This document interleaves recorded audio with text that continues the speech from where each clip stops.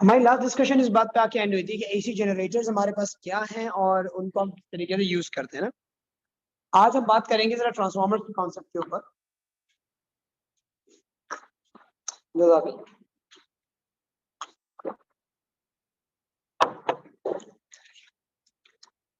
Transformer के concept में बात करने के लिए सबसे पहले तो ये पढ़ना जरूरी है कि ट्रांसफार्मर एज एन इंस्ट्रूमेंट है क्या और इसकी जरूरत क्यों पड़ी।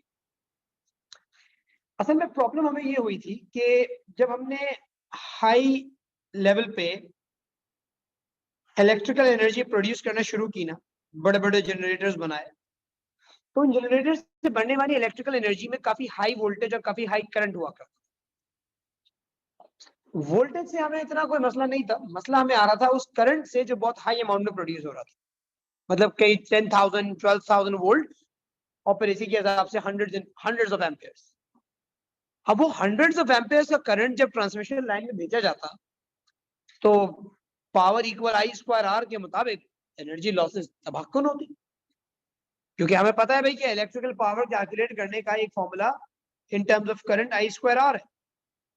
वायर्स कितने भी अच्छे बनाओ उनकी कोई ना कोई रेजिस्टेंस जरूर होती है। तो पावर के साथ करंट के क्योंकि स्क्वायर का रिलेशनशिप था, तो a high amount of current in your wires actually caused a huge amount of energy losses. तो प्रॉब्लम ये हो रही थी कि लॉन्ग डिस्टेंस ट्रांसमिशन में आपकी अच्छी खासी एनर्जी जाया हो जाया करती, and you had to like figure out a way of avoiding this loss of energy in transmission wires, कि किसी तरीके से लॉस कम से कम हो जाए। अच्छा, ऐसी बात नहीं है कि हमारे पास का कोई टेक्निकल सॉल्यूशन नहीं है, हम बोलते हैं करंट कम करना है, करंट कम कर सकते हैं, क्या अब एक रेजिस्टर लगा दे बड़ा सा, लेकिन वो बड़ा सा रेजिस्टर लगा के करंट जिस तरीके से कम हो रहा था वो नुकसान वाला कम था। मतलब एक तो आप इतनी high amount of electrical energy produce करें, फिर एक बड़ा सा रेजिस्टर लगाएं जिसमें करंट अपनी अच्छी खासी एनर्जी लूज कर दे, मतलब इस तरह कम करके क्या फायदा। आपको लॉस नहीं करवाना था, आपने एनर्जी भी उतनी रखनी थी पर करंट कम प्रोड्यूस करना, आपको उसके लिए रास्ता ढूंढना था, वरना तो मामला वैसे भी हो जाते। और अगर आप कम करंट वैसे ही प्रोड्यूस करते तो इसका मतलब आप अपने जनरेटर को एक तरह से आप उसके एग्जैक्ट पोटेंशियल तो यूज ही नहीं कर रहे, आप उसको चलो कि एक लोअर लेवल पे ऑपरेट करने का काम कर रहे हो, उसके अच्छे खासे पोटेंशियल को एक्सप्लॉइट ही नहीं कर पा रहे हो, चला ही नहीं रहे हो जनरेटर को सही तरीके से, तो वो भी आपके पास नुकसान है। तो मसला सारा क्या आया था, अगर मैं यहाँ पे इसको बना दूं कि भाई ये लेट से हमारी ट्रांसमिशन ग्रिड थी,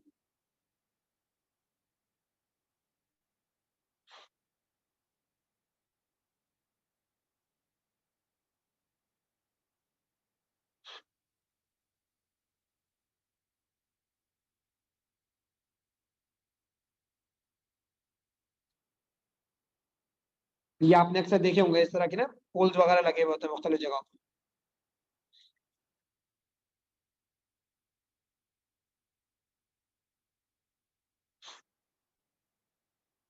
और इस तरह से आपके पास ये केबल में करंट ट्रेवल कर रहा होता है।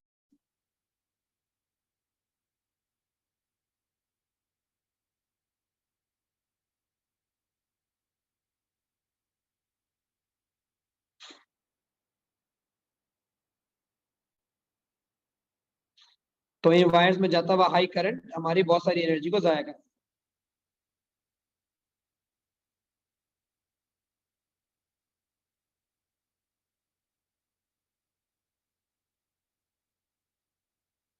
है। High current in transmission wires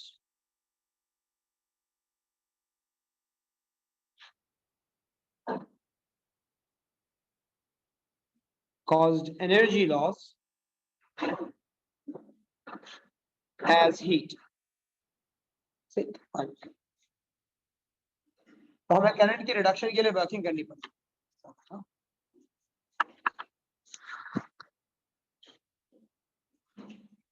हाँ तो बेटा हाई पावर इसमें ये भी तो देखो, it's not the power produce, it's the power loss. ये जो आई स्क्वायर आर में आप पावर देख रहे हैं ये पावर लॉस है। अगर आप high amount of current provide करेंगे तो सप्लाई तो हाई हो रही होगी इलेक्ट्रिकल एनर्जी की, लेकिन लॉस भी ज्यादा हो रहा होगा आपके पास।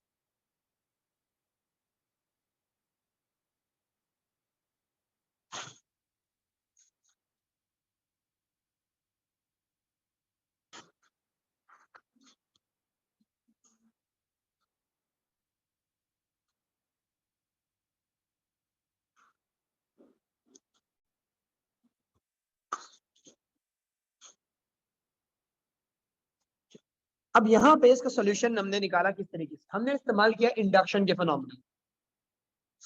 इंडक्शन का फिनोमेना किस तरह से यूज हुआ उसको मैं समझाता हूँ। हमारे पास यहाँ पे रखा हुआ एक कॉइल ऑफ वायर,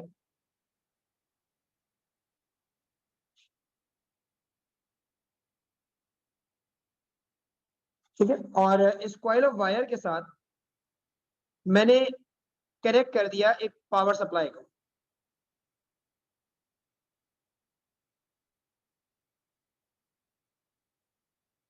मैंने कनेक्ट कर दिया एक पावर सप्लाई, एक सिंपल कॉइल ऑफ वायर, ठीक है। और इसी कॉइल के सामने बिल्कुल इसके ऑपोजिट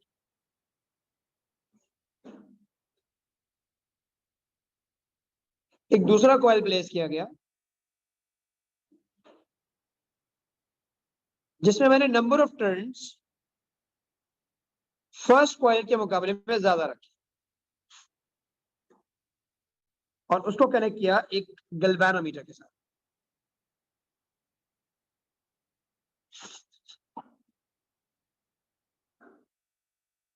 उसको कनेक्ट कर दिया मैंने गैल्वेनोमीटर के साथ। अब इन दोनों वायर्स के दरमियान में कोई कनेक्शन नहीं है, सही, दोनों ज्वाइन नहीं हुए एक दूसरे से, ये सिंपल एक दूसरे पर्टिकुलर डिस्टेंस पे कनेक्टेड है। And we have a galvanometer over here. This galvanometer is a centre zero galvanometer. Centre zero का मतलब इसकी नीडल अभी जीरो के ऊपर है, और जीरो बिल्कुल मिडिल में होता है, तो करंट कहीं भी बनेगा तो नीडल राइट लेफ्ट दोनों तरफ डिफ्लेक्ट हो सकती है। So that's a galvanometer. It's there to detect any small amount of current induced in your coil. जिस कॉइल में आप करंट भेजते हैं उस कॉइल को आप प्राइमरी कॉइल बोलते हैं। तो this one is my primary coil, where is this one जिसमें करंट बनाना होता था हमारे लिए, ये हमारा सेकेंडरी कॉइल। इस प्राइमरी कॉइल को जो वोल्टेज दिया जाएगा वो प्राइमरी वोल्टेज बोलेंगे, सेकेंडरी कॉइल के वोल्टेज को सेकेंडरी वोल्टेज बोलेंगे। प्राइमरी में जितने नंबर ऑफ टर्न्स है उसको प्राइमरी नंबर ऑफ टर्न्स बोलेंगे, और इसी तरह से सेकेंडरी में जितने नंबर ऑफ टर्न्स है उसको सेकेंडरी के नंबर ऑफ टर्न्स बोलेंगे। पहले आपने क्या किया, हमने थोड़ी सी होशियारी करने की कोशिश की, हमने एक बैटरी वाली सोर्स का इस्तेमाल किया, यूज डीसी सोर्स।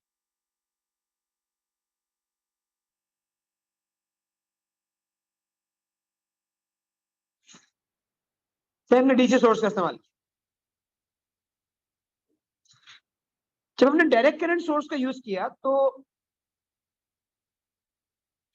आपके पास बैटरी का पॉजिटिव और नेगेटिव टर्मिनल आपको यहाँ दिख रहा होगा। यहां से करंट गया, आपके कॉइल में से फ्लो होता हुआ नेगेटिव टर्मिनल में वापस। जैसे ही कॉइल में करंट ट्रेवल होना शुरू हुआ तो आपके पास एक मैग्नेटिक फील्ड बनी। ये मैग्नेटिक फील्ड आपके प्राइमरी कॉइल से जब प्रोड्यूस हुई तो उसकी अप्रोच सेकेंडरी कॉइल तक थी, क्योंकि वो सराउंडिंग में प्रोड्यूस हुई थी ना। तो कहने को तो प्राइमरी कॉइल के अराउंड बनी है, लेकिन उस कॉइल के अराउंड बनती हुई मैग्नेटिक फील्ड बराबर में रखे हुए सेकेंडरी कॉइल तक जा रही थी, और उसकी कॉइल के साथ इसका इंटरेक्शन भी हो रहा था। तो यहाँ पे ये जो मैग्नेटिक फील्ड है, आप राइट हैंड ग्रिप रूल से निकाल भी सकते हैं इसकी डायरेक्शन को, कि आपके प्राइमरी कॉइल में करंट जो है वो इस तरह जा रहा है।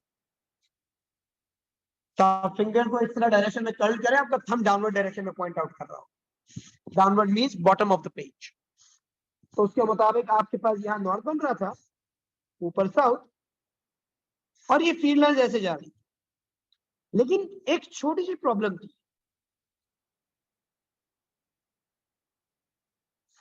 ये मैग्नेटिक फील्ड एक कांस्टेंट मैग्नेटिक फील्ड थी।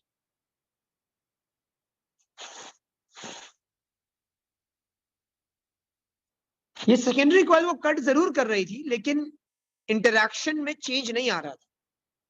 There was magnetic flux linkage, magnetic field lines were cutting the coil, but there was no change in that, तो कोई वोल्टेज नहीं बन सका। तो यहाँ पे हम ये कहते हैं कि भाई although magnetic field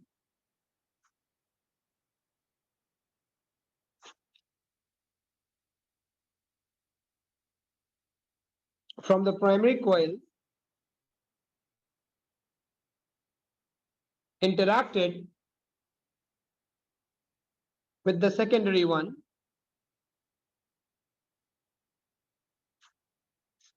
There was no rate of change of flux linkage.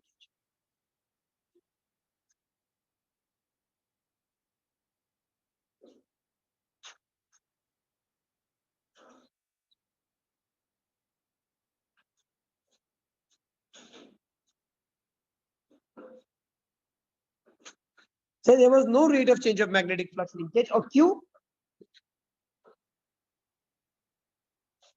This is because a constant magnetic field was produced.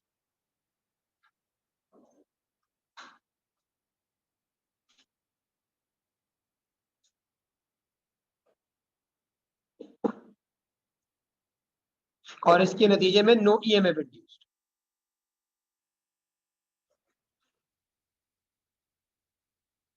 कोई वोल्टेज नहीं बना था. There was no EMF induced over here. लेकिन फिर भी दो इंस्टेंसेस ऐसे थे जिसमें ईएमएफ बनता हुआ नजर आया. कांस्टेंट का मतलब बेटा कांस्टेंट मतलब चेंज नहीं हो रही मैग्नेटिक फील्ड की स्ट्रेंथ.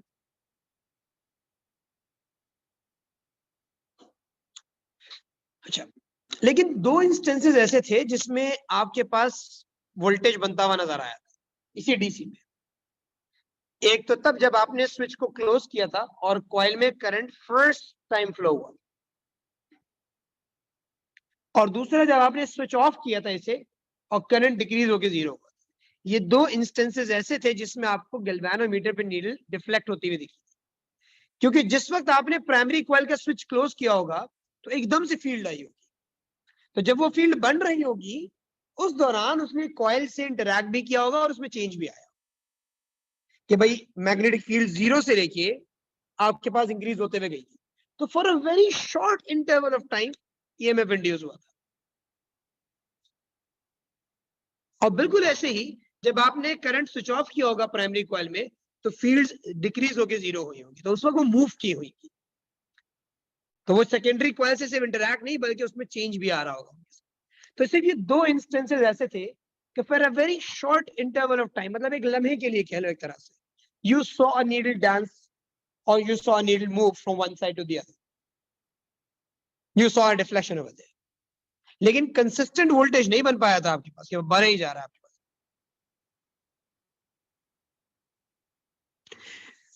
अमीन मेरे बच्चे, कॉइल को कट करना जरूरी नहीं होता, उस कटिंग में चेंज आना जरूरी होता है. मैग्नेटिक फील्ड लाइंस खाली कॉइल को कट करें तो उससे वोल्टेज नहीं बनेगा. दिखेगा नहीं तुम्हें.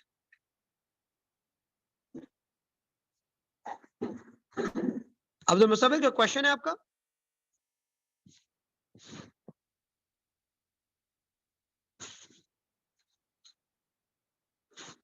तो यहां पे ये लिख देता हूं मैं कि however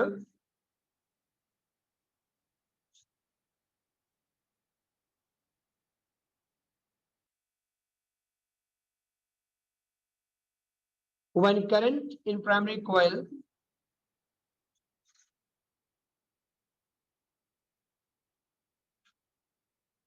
was switched on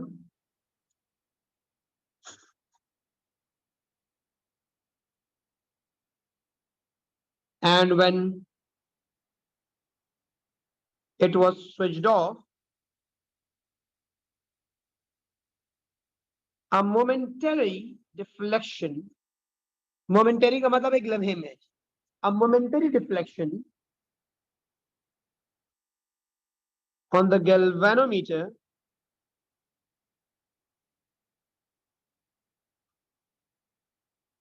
was observed. A momentary deflection on the galvanometer was observed.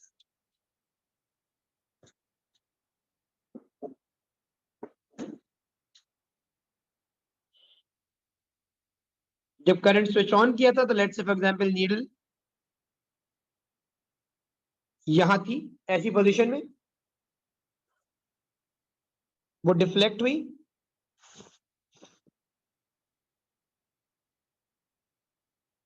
और फिर वापस आ गई.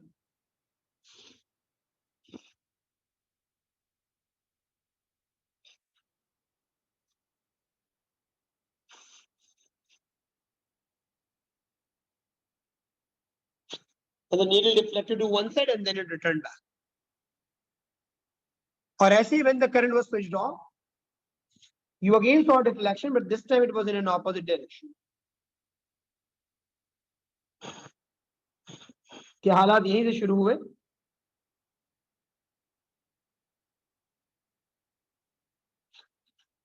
लेकिन इस बार deflection was not in the same direction, it was in an opposite direction.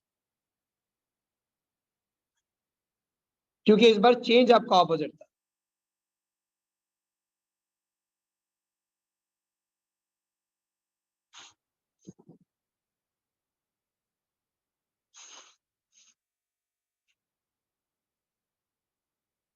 पहले जब आपने करंट ऑन किया था तो फील्ड इंक्रीज हो रही थी, वो कॉइल को कट करती हुई चली जा रही थी आगे की तरफ. और जब आपने इस करंट स्विच ऑन किया तो फील्ड वापस आ रही. मतलब अगर मैं ऐसे समझाने के लिए इसको यहाँ एक बना दूं, तो पहले करंट जीरो था बिल्कुल, तो कोई फील्ड ही नहीं थी. जैसे करंट ऑन किया आपके पास फील्ड क्रिएट हुई. सही, पर फिर ऐसी रही. तो जैसे आपने करंट ऑफ किया तो ये फील्ड डिक्रीज होके खत्म. तो जब आप करंट ऑन कर रहे थे और ऑफ कर रहे थे, उस वक्त आपको ये फील्ड मूव करती हुई नजर आ रही थी, फ्रॉम जीरो टू मैक्सिमम जाती हुई और मैक्सिमम से जीरो आती. उस वक्त आपको ये चीज दिख रही. तो आपके पास जो डिफ्लेक्शन थी, ऑन करते हुए अगर राइट साइड पे आई थी, तो ऑफ करते हुए वो लेफ्ट साइड पे प्रोड्यूस हुई, ऑपोजिट डिफ्लेक्शन प्रोड्यूस हुई थी.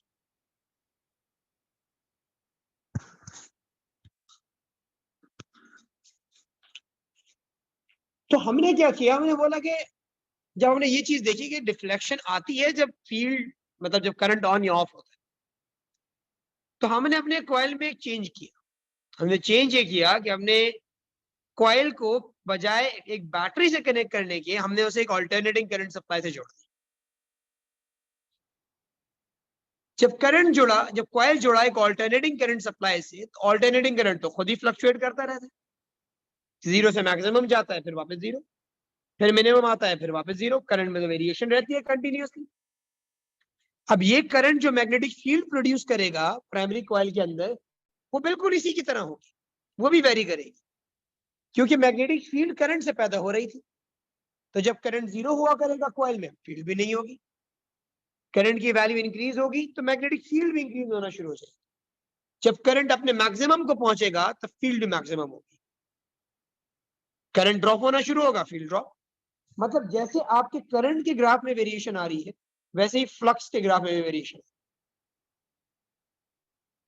तो हमारे पास एक ऐसा मैग्नेट बन गया जिसकी स्ट्रेंथ ऑटोमेटिकली ऑल्टरनेटिंग है, वेरिएबल है. अपनी स्ट्रेंथ वो खुद चेंज कर रहा है इलेक्ट्रोमैग्नेट, क्योंकि जो करंट हम उसे दे रहे हैं उसका नेचर ऐसा था, वो करंट ऑल्टरनेटिंग नेचर का था. तो करंट के साथ साथ हमारी मैग्नेटिक फील्ड की डायरेक्शन भी चेंज होना शुरू हो गई थी. तो मैं यहां पे अगर इसी चीज को रेप्लिकेट करूं,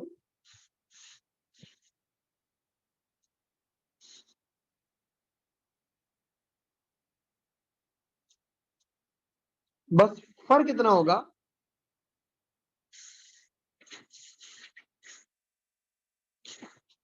कि अब हमारे पास बगैर बजाय डीसी सोर्स के अब एसी सोर्स होगा.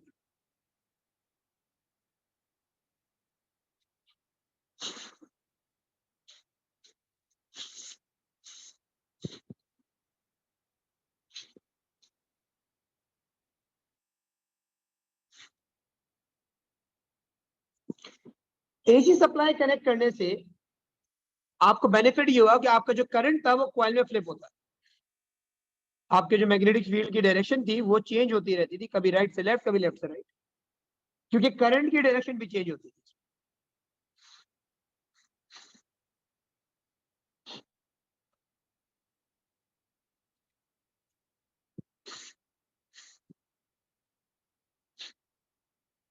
मैग्नेटिक फील्ड दोनों तरफ बनती थी, नॉर्थ कभी ऊपर आता था तो कभी नीचे आता था. और आपकी डायग्राम को अगर मैं यहाँ पे स्पेसिफाई कर दूं कि कैसा लगता था, तो ये कुछ ऐसा लगता कि करंट जीरो,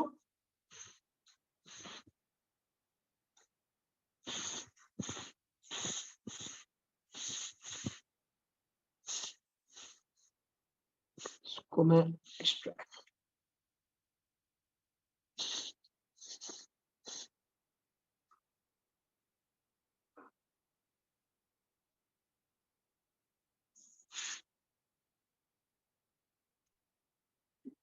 कि करंट जीरो था भाई तो फील्ड भी जीरो थी,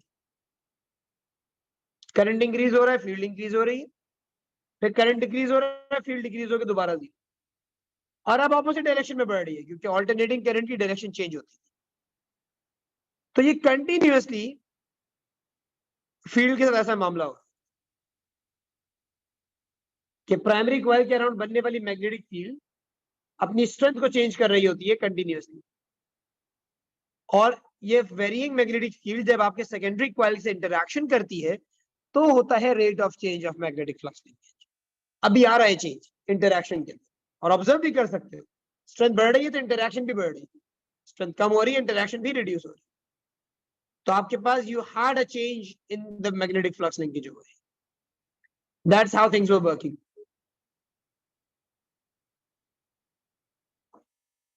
तो यहां पे एसी सोर्स के बारे में हम समझा देते हैं।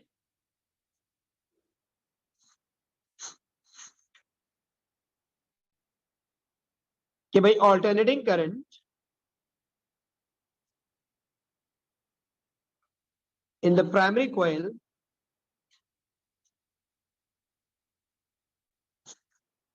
produces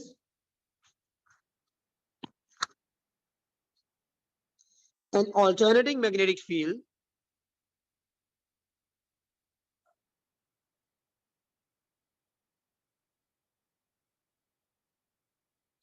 so if this field interacts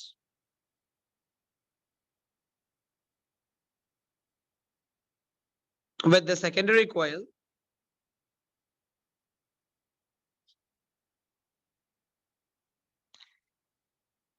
and there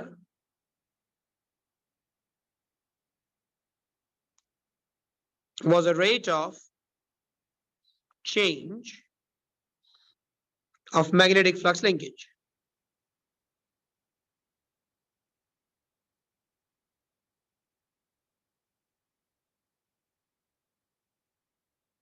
ये जो स्टेटमेंट है ना, rate of change of magnetic flux linkage, ये एग्जामिनर को बहुत पसंद है, मैंने पहले भी कहा। जहां कहीं भी उसने ये पूछा होता है कि भाई वोल्टेज कैसे बन रहा है, तो आपको उसे समझाने के लिए ये स्टेटमेंट, ये फ्रेज लिखना पड़ता है कि भाई there was a rate of change of magnetic flux linkage.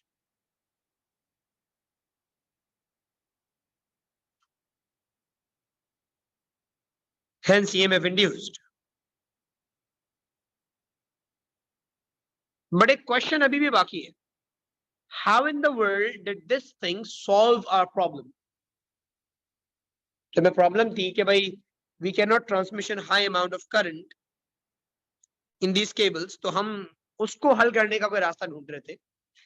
अभी हमने एक ट्रांसफार्मर बना दिया है जो एक कॉइल से दूसरे कॉइल में ईएमएफ इंड्यूस कर सकता है, तो इससे मसला कैसे हल हुआ जरा अब ये देख।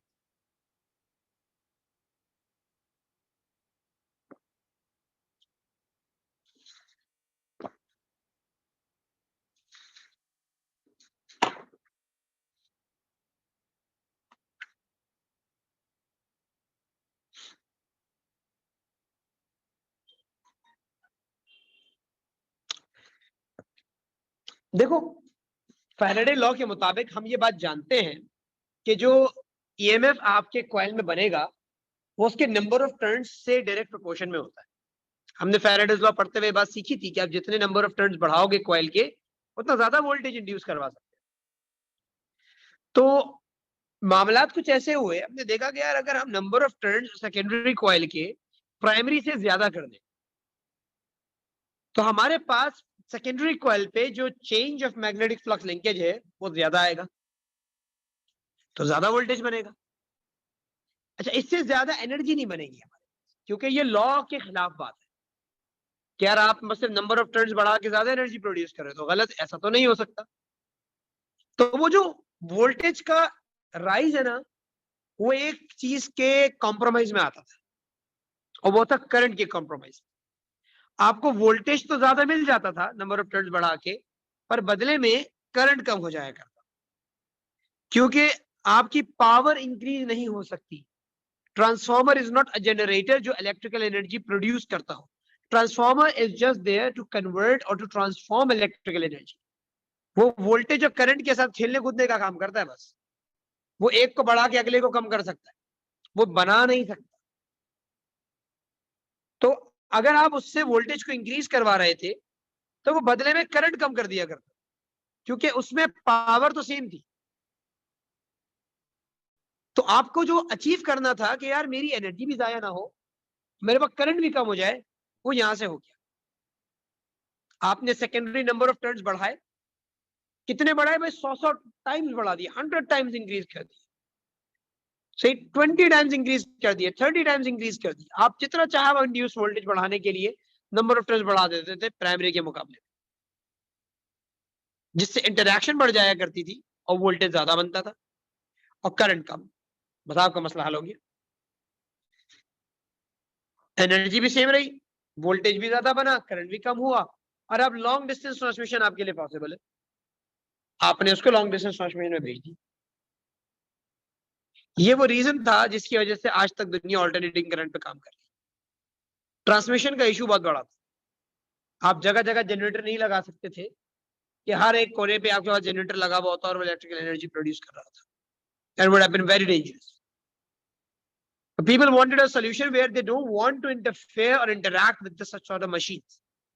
बोलते भाई हमें नहीं पता आप कहाँ बना रहे हो, हमें इलेक्ट्रिसिटी अगर दे सकते हो तो। Nikola Tesla was the one who actually promised that. तो इस ट्रांसफार्मर की मदद से he was able to transmit electrical energy with high voltage and low current and reducing power losses. तो यहां हम ये कह सकते हैं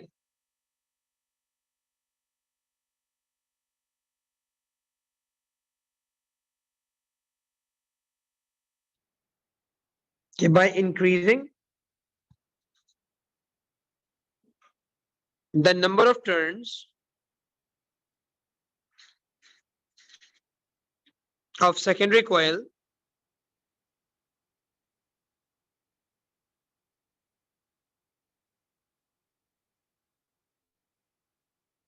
EMF induced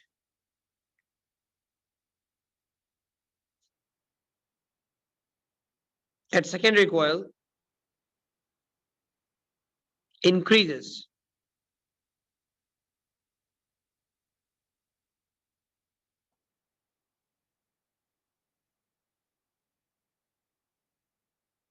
ये Faraday's law का मामला है।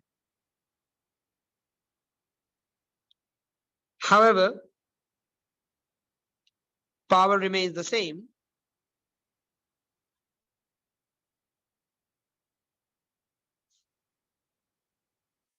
as power equals IV, so I is inversely proportional to V for same power.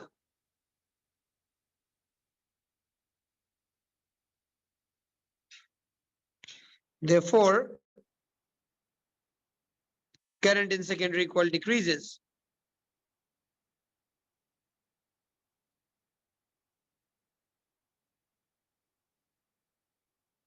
भाई इसकी वजह से आपके सेकेंडरी कॉइल में current come. Now your electrical energy is safe for transmission. अब करो उसको ट्रांसफर।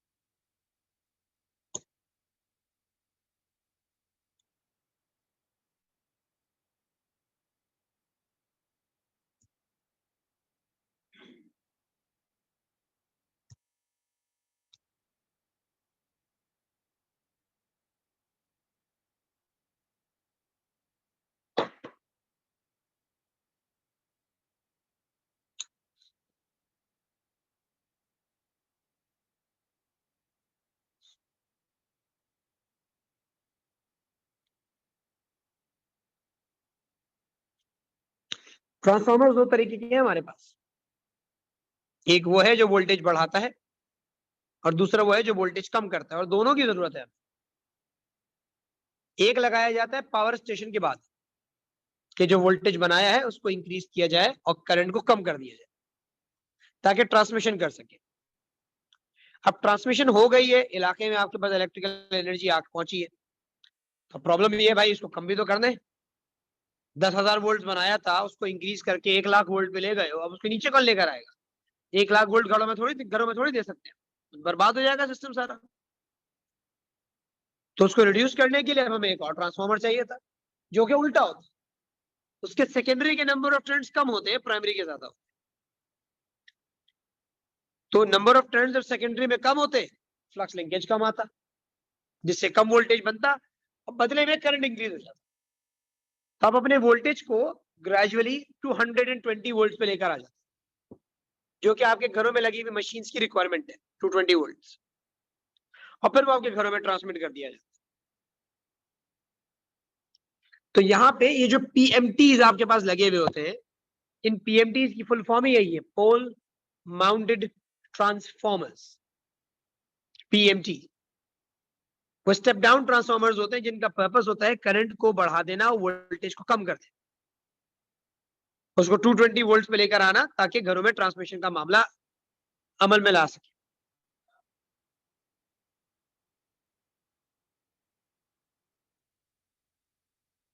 बिल्कुल बेटा, if you increase the number of turns, voltage increases, and when voltage increases, current decreases if power, क्योंकि पावर सेम थी। ये हमेशा नहीं होता कि वोल्टेज बढ़ने से करंट कम हो जाता, तुम V इक्वल IR लगाओ वो गलत हो जाएगा, लेकिन यहाँ पे V इक्वल IR नहीं लग रहा, क्योंकि यहाँ हम वोल्टेज की या करंट की चलने की बात नहीं कर रहे, असल में हम एक कॉइल से दूसरे कॉइल में उसके बनने पे, उसके इंडक्शन पे बात कर रहे हैं।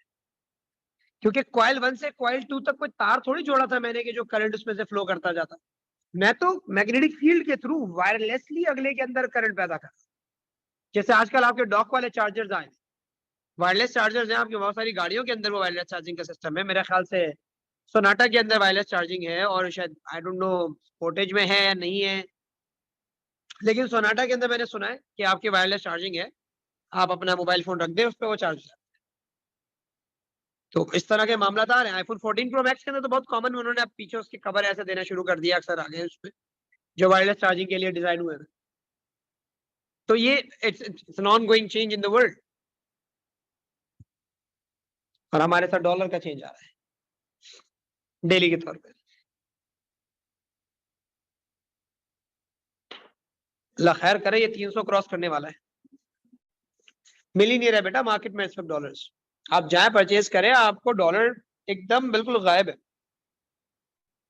आज सुना है 264 पे चला गया, माशाल्लाह। जिस रेट से बढ़ रहा है उस रेट से हमारे मार्क्स नहीं बढ़ते कभी जिंदगी में। पी के आर यूएसडी टू पी के आर जरा देखते हैं।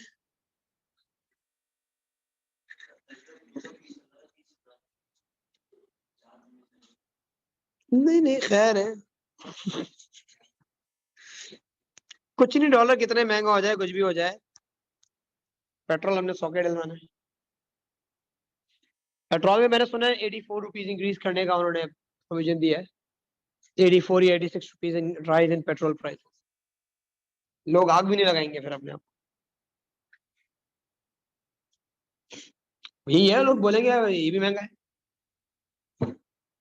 हर कमोडिटी, क्योंकि पेट्रोल प्राइसेस के बढ़ने का मतलब है हर एक चीज के पैसे बढ़ेंगे। तुम्हारे पास बिजली नहीं है, तुम इलेक्ट्रिकल कार की बात कर रहे हो, तुम्हारा पेट्रोल नहीं है जलाने के लिए, डीजल नहीं है जलाने के लिए, तुम बिजली कहां से बनाओगे? हैं, विंड टर्बाइन से तुमने प्रोड्यूस नहीं करनी इतनी सारी, उसके लिए हम फूक मार के चलाएंगे ना, एक बच्चा बिठा देंगे अपने घर के अंदर, पता है इंडक्शन के थ्रू बिजली बनती है, बोलेंगे बेटा आज से सबकी एक एक बारी लगेगी, एक एक घंटा बैठ के जरा कॉइल को घुमाना है आपने, सबकी बारी लगने वाली है, घर वाले ये करेंगे अब। हाँ, जनरेटर के लिए क्या, तो हम बता रहे ना आपको, हम आप खुद करेंगे, साइकिल का पहिया जोड़ देंगे उसके साथ, बोलेंगे चलो बैठिए चलाते रहो जनरेटर, यही वक्त आने वाला है। कंट्री दोबारा स्टेबल हो सकता है, ये बड़ा अच्छा सवाल है। मसला सारा ये, मैं तजियाकार नहीं हूँ उस वक्त, तो मुझे और ना मुझे पॉलिटिक्स का इतना पता होता है, मैं दुआ करने के अलावा फिलहाल तहफुज़ बता नहीं सकता। Stable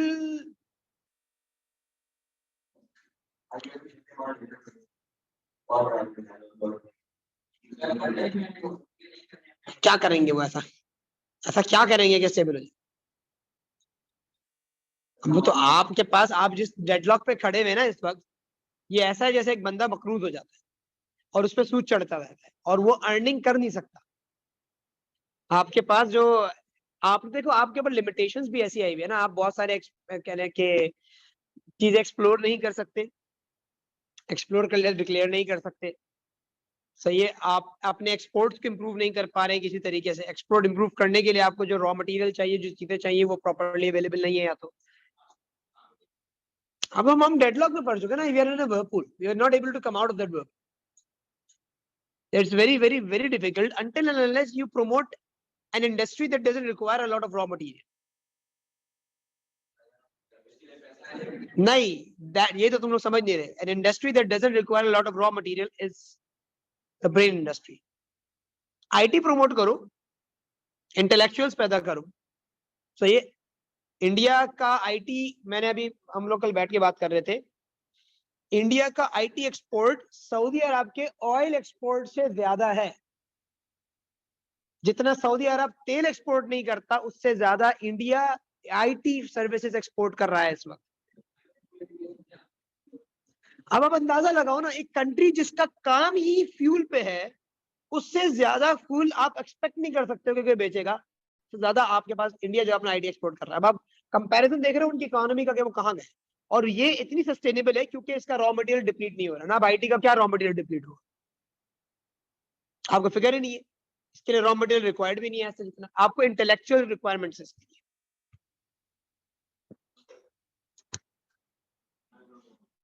IT is information technology बेटा, हम इस्तेमाल बोलते हैं।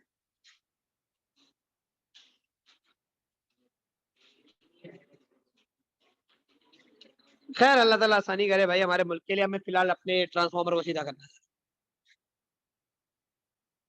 अच्छा जनाब, अब जरा ये बात हो गई ट्रांसफॉर्मर कैसा है, क्यों है, किस तरीके का है। तो अब जरा आपके पास उसकी कुछ टाइप्स का जिक्र हो जाए।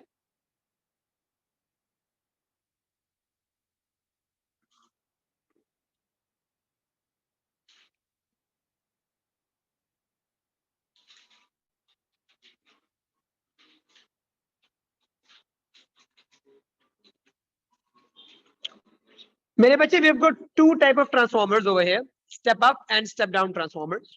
ठीक है, नेम से अंदाजा आपको इस तरह से होगा। यहाँ पे स्टेप अप में वोल्टेज अप किया जाता है और स्टेप डाउन ट्रांसफॉर्मर्स के अंदर वोल्टेज डाउन किया जाता है। स्टेप अप ट्रांसफॉर्मर्स में आपके secondary number of turns primary से ज्यादा हुआ करते हैं, और स्टेप डाउन में secondary number of turns primary से कम होते हैं।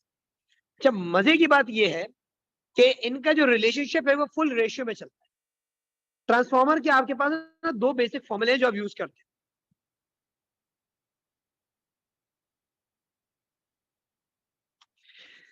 उन फॉर्मूलों में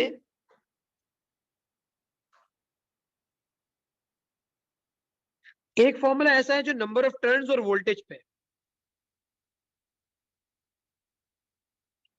कि आप ये बात जानते हो कि भाई नंबर ऑफ टर्न्स और वोल्टेज आपस में डायरेक्टली प्रोपोर्शनल है।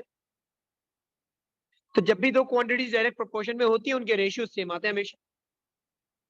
तो बेस्ड ऑन दैट आप ये कह सकते हो number of turns of primary upon secondary equals voltage of primary upon secondary. ये आपके पास फॉर्मूला है फॉर ट्रांसफॉर्मर। ये हर किस्म के ट्रांसफॉर्मर में लगता है कि नंबर ऑफ टर्न्स का वोल्टेज से हमेशा डायरेक्ट प्रोपोर्शन रहेगा। इसमें NP NS वगैरह क्या लिखा हुआ है अगर मैं यहाँ पे लिख दूं, NP stands for number of turns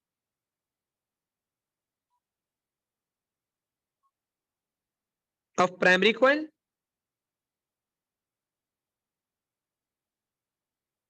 and NS means number of turns of secondary coil. Ali बेटा इसमें डिराइव कहाँ किया है मैंने तो सिर्फ फॉर्मूला डायरेक्ट लिखा है।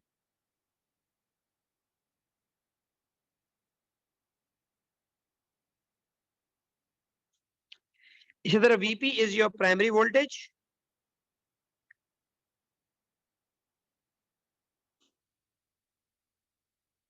and this is about secondary voltage.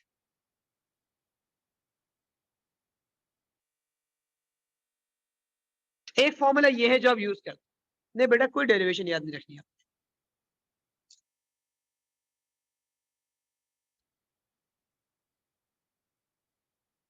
दूसरा फॉर्मूला जो आपको पता होना चाहिए वो है ट्रांसफॉर्मर की एफिशिएंसी का फॉर्मूला, जो एग्जामिनर आपसे पूछता है कि भाई एफिशिएंट कितना है आपका ट्रांसफॉर्मर। एफिशिएंसी का बेसिक फॉर्मूला होता है आउटपुट ओवर इनपुट टाइम्स 100।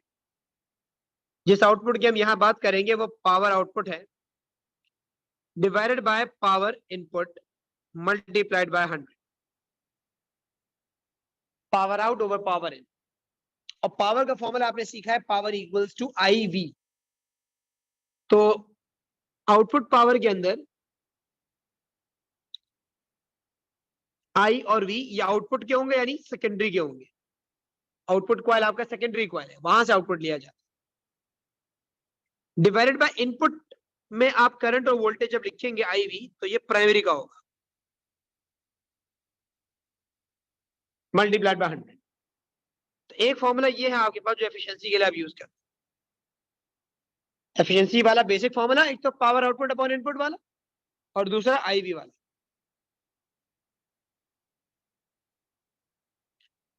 तीसरा फॉर्मूला भी क्या है, मतलब वो ये है कि भाई अगर आपका ट्रांसफॉर्मर 100% एफिशिएंट है,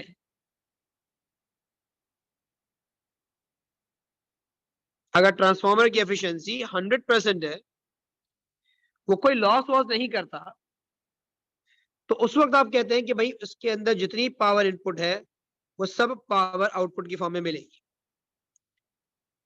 मतलब IP VP is equal to I S V S.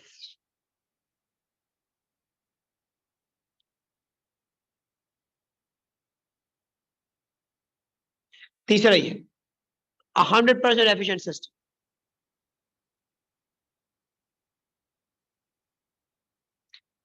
इन तीन फॉर्मूले में आप अपने ट्रांसफार्मर के तमाम सवाल कर लें।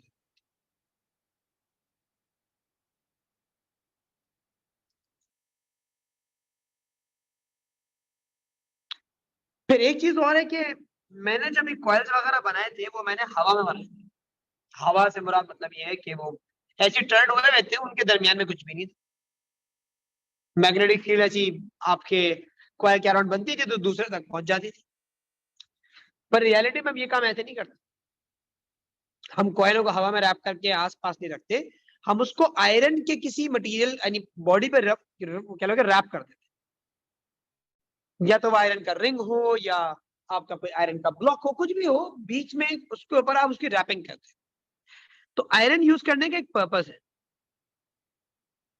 आयरन एक सॉफ्ट मैग्नेटिक मटेरियल है जिसका काम है मैग्नेटिक फील्ड्स को अपनी तरफ मुतवज्जा करना, अट्रैक्ट करना।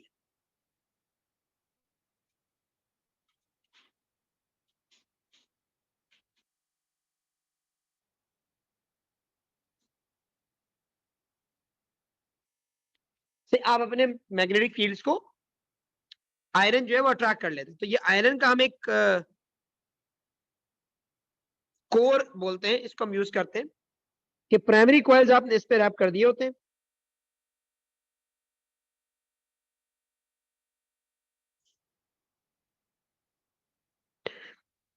और ये सेकेंडरी कॉइल रैप हुआ।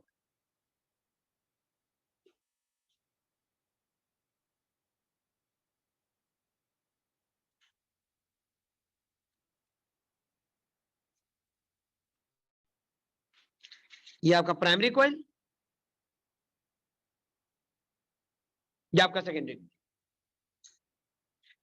आयरन पे रैप करने से फायदा ये होता है कि आयरन जो है ना वो मैग्नेटिक फील्ड्स को अपनी तरफ खींच लेता है। वो फील्ड्स जो दूर दूर से जा रही थी और कॉइल के साथ इंटरैक्ट नहीं कर पा रही थी, अब वो फील्ड्स भी आपके कॉइल से इंटरैक्ट करने के काबिल हो गई, क्योंकि आयरन की वजह से वो सारी फील्ड लाइंस करीब आ गई। हम ये कहते हैं कि उनकी डेंसिटी बढ़ गई है, उनकी कॉन्सेंट्रेशन में इजाफा हो गया, and now we have a strong magnetic field over here.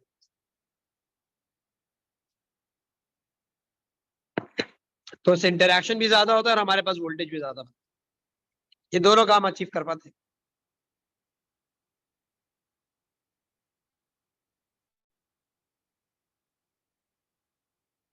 कि iron being a soft magnetic material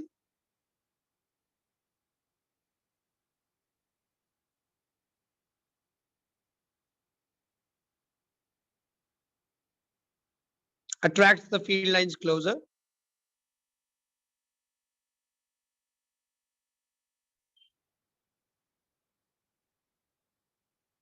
This increases the magnetic flux linkage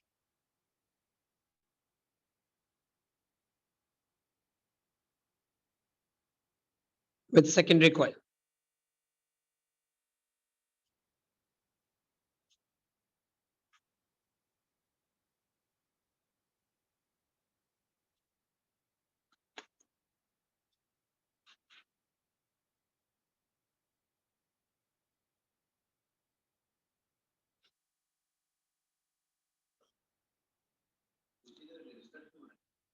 वो कॉइल किसी से तो जोड़ेंगे ना।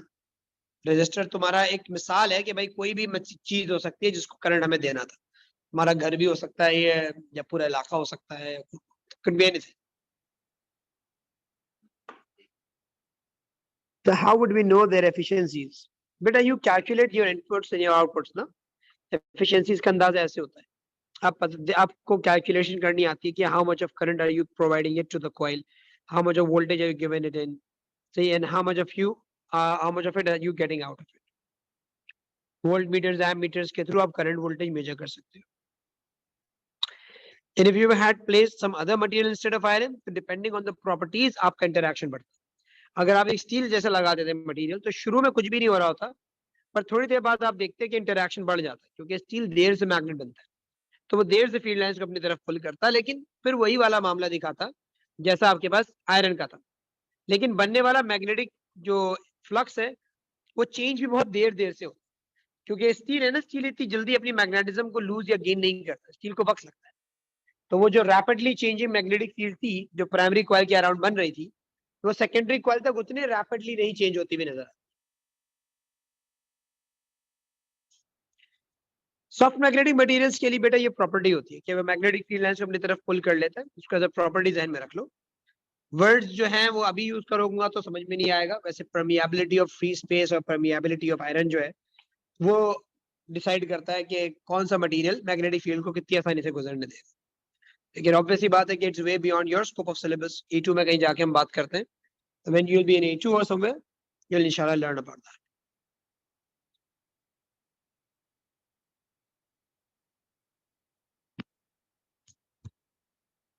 या तो कोई मसला क्लियर है?